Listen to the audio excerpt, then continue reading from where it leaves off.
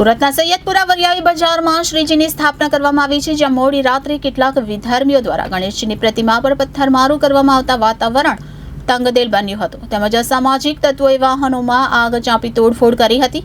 આ મામલે લોકો દ્વારા ઘટનાની પોલીસને જાણ કરવામાં આવતા પોલીસના ધાડે ધાડા ઉતારવામાં આવ્યા હતા. લોકો બેકાબુ બનતા પોલીસને ટીયર ગેસના સેલ છોડ્યા હતા. તો મોડી રાત્રે બનેલી આ ઘટનામાં સતત 3 કલાક સુધી અસામાજિક તત્વોએ આખા વિસ્તારને બાનમાં લીધું હતું અને બંને બાજુથી સતત પથ્થરમારો થઈ રહ્યો હતો.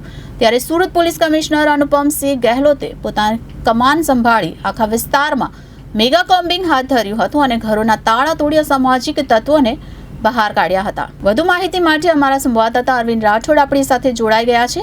અરવિંદજી, ગઈકાલે સૈયદપુરા વિસ્તારમાં ગણેશ પંડાલમાં એક પથ્થરમારાની ઘટના બની હતી અને સુરત શહેરની શાંતિને ઢોળવાનો પ્રયાસ કર્યો હતો. તો શું હતી વિગતવાર માહિતી?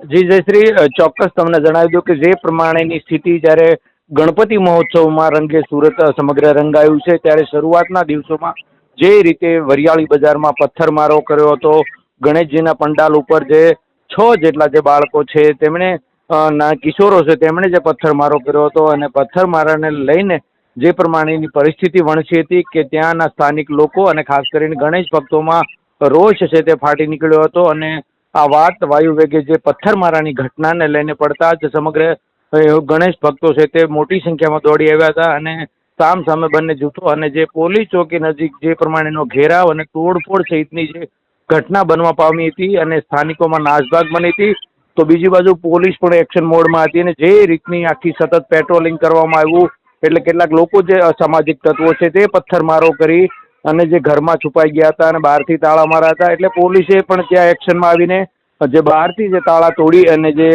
કેટલાક જે પથ્થરબાજો છે પથ્થરમારોમાં કર્યો હતો તેવા લોકોની અટકાયત કરી હતી. બીજી તરફ મોડી રાત્રે જે ઘટના સ્થળે હર્ષ સંઘવી, કાંતિ બલર અને અરવિંદ રાણા, મેયર સહિતના લોકો દોડી આવ્યા હતા અને સમગ્ર મામલો થાળે પાડવાનો પ્રયાસ કર્યો હતો. અને ગૃહમંત્રીએ ચોખ્ખું જણાવ્યું છે કે હવે આવી સુરતની શાંતિ ડોળાવનારાઓની સામે ખેર નથી અને જે ઘરમાં છુપાઈ જવાથી કોઈ ફાયદો નથી, પણ કાયદામાં રહેશો તો ફાયદામાં રહેશો. એટલે આ રીતની સ્થિતિ ચાલી હતી. તો 10 જેટલા ટીયર ગેસ પણ છોડવામાં આવ્યા હતા અને પોલીસે બળ પ્રયોગ પણ કર્યો હતો.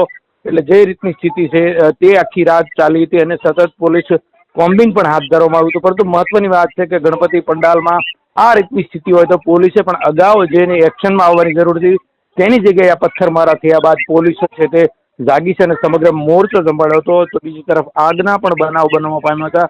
એટલે ક્યાંક ને ક્યાંક જે છે તે જૂથ વચ્ચે અહીં જે કોમ જે છે તેમાં એક ચોક્કસ રોષ ગણેશ ભક્તો સહિતમાં જોવા મળ્યો હતો અને હિન્દુ મુસ્લિમ જેવું એક તંગ વાતાવરણ જંપાભરી શાંતિ જોવા મળી હતી. બીજી બાજુ હર્ષ સંઘવી અડધી રાત્રિ દ્વારા જે ઘટના બની હતી તે જ જગ્યાએ આરતી અને પૂજા કર્યું હતું અને પોલીસ પણ તમામ ખડે પગે હતી. અને અત્યાર સુધીની જે વાત કરીએ તો 27 જેટલા લોકોની છે આમાં અસામાજિક તત્વોમાં જે શંકાસ્પદ હોય છે તેવા લોકોની અત્યારે 27 જેટલા લોકોની અટકાયત કરાઈ છે. અને બાળ કિશોરે જે પથ્થરમારો કર્યો હતો એટલે તેમણે કોઈ ષડયંત્ર હતું કે કેમ તે અંગે હવે પોલીસ હાલ તપાસ કરી રહી છે. જી જયશ્રી. બીજી અરવિંદજી, કોઈ પોલીસ કર્મીને આમાં કોઈ ઈજા પહોંચી એવી કોઈ ઘટના બની છે?